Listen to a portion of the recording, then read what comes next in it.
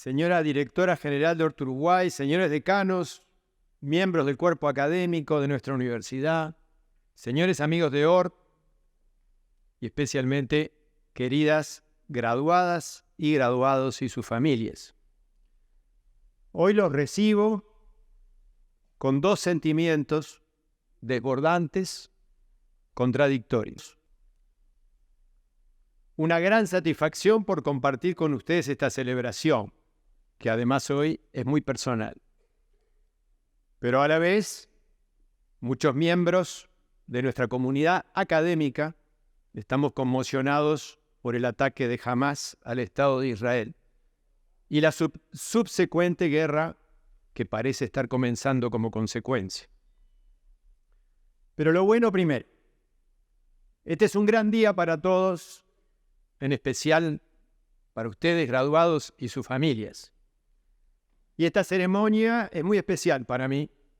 Hace no tantos años yo estaba sentado allá como graduado, no en este teatro, en otro. Después de hace un tiempo me toca estar acá arriba. Y ahora está mi hijo ahí abajo.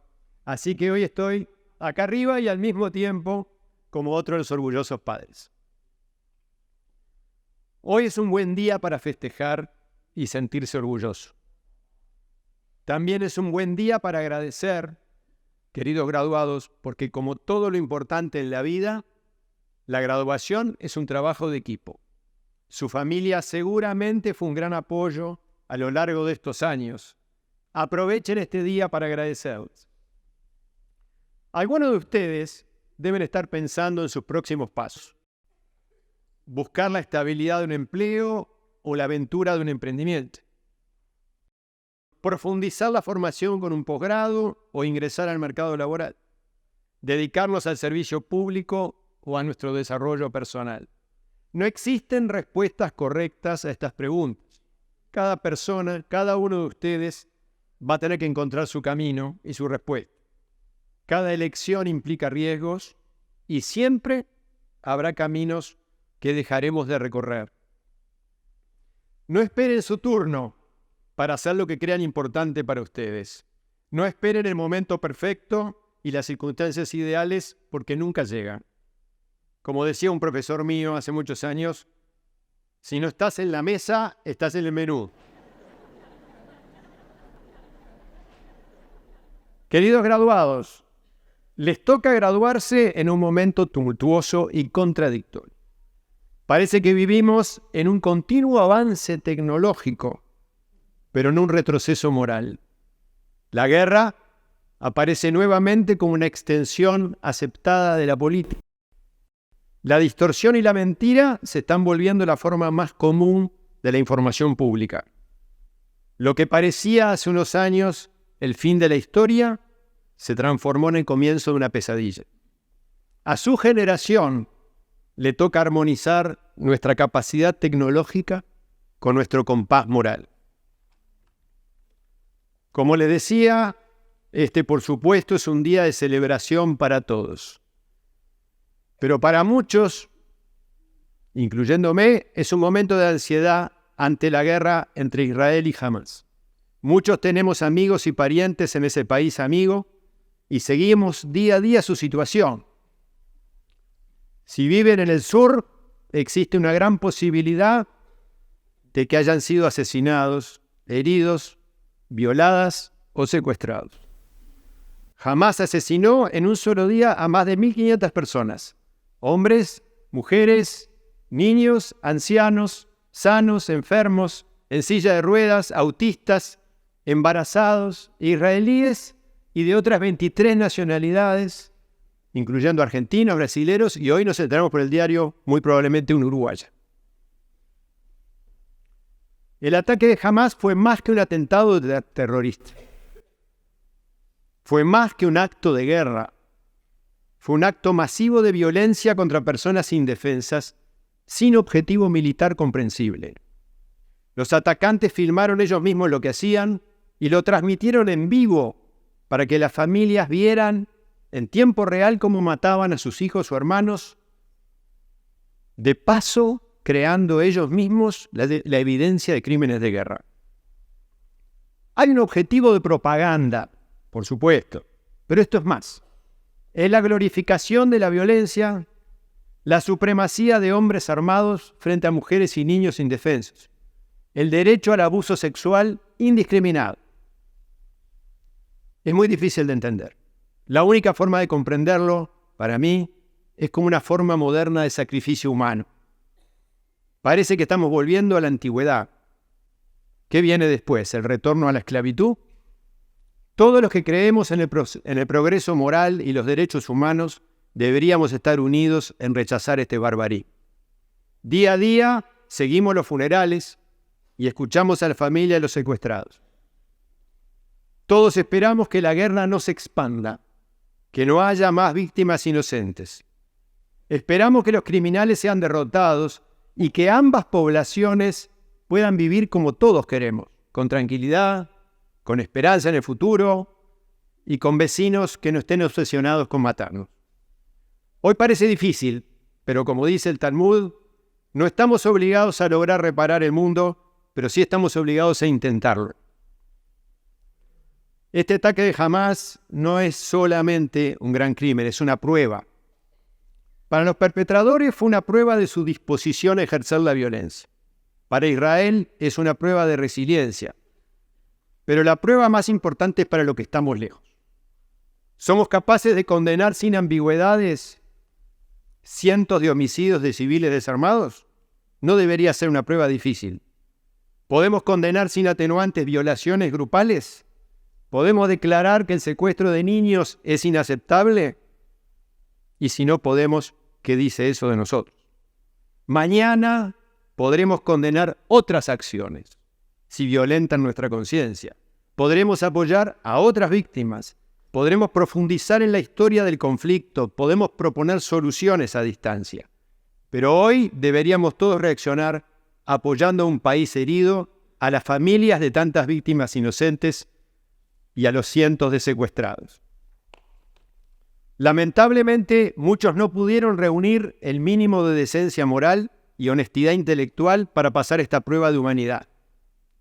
Durante años hemos escuchado a grupos, organizaciones y partidos afirmar correctamente que los derechos humanos son eternos y universales, que los homicidios, desapariciones, torturas y secuestro de niños, que es todo lo que ocurrió el 7 de octubre, son inaceptables, que deben ser condenados en todos los foros posibles y que no existe prescripción ni legal ni moral, con lo cual estoy de acuerdo.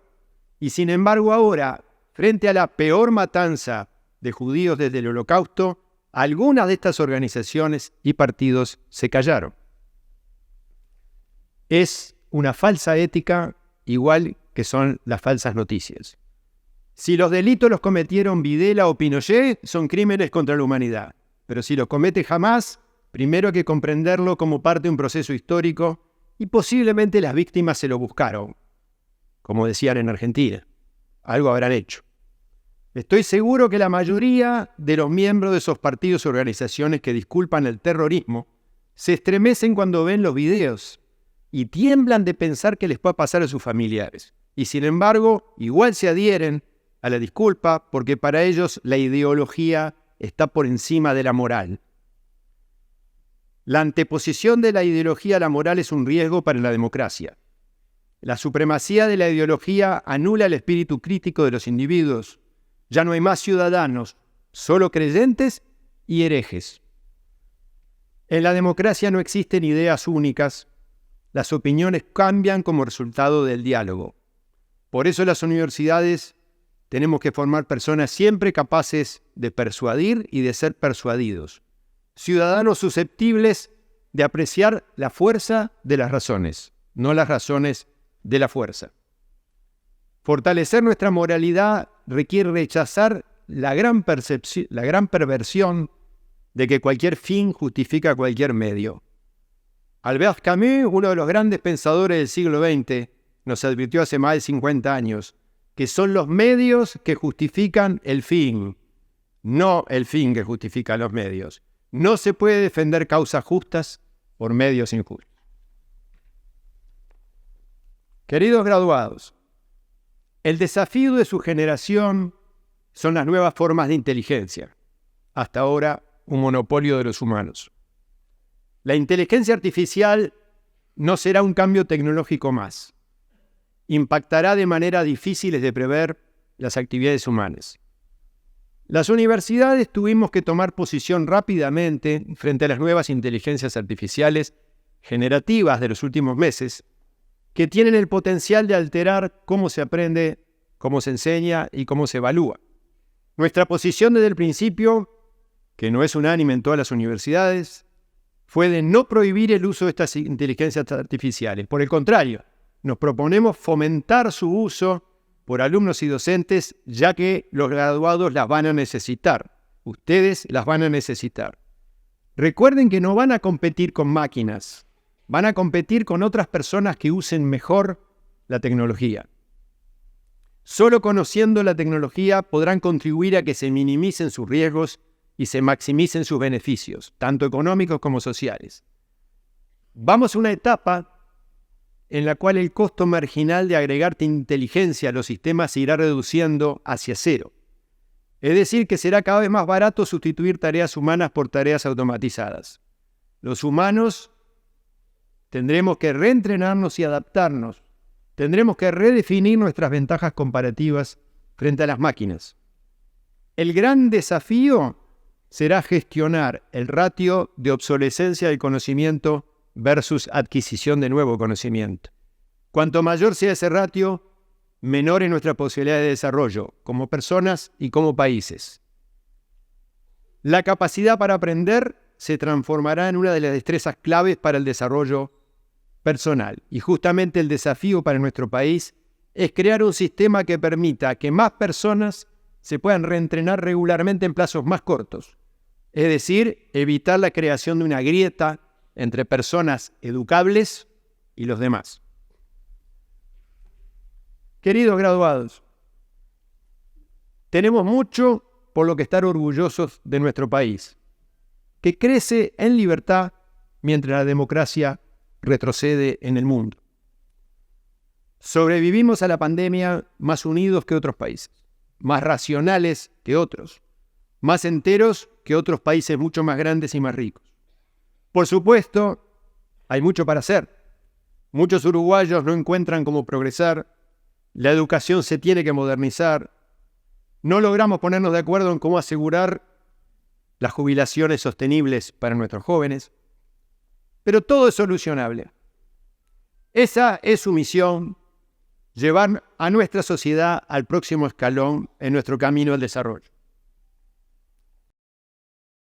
Queridas graduadas y graduados, vayan a formarse y a experimentar, pero vuelvan a nuestro país, háganlo justo, próspero, innovador y dinámico, que sea una luz en la región. Busquen su propio camino, pero sepan que ORT siempre será su casa. Muchas gracias.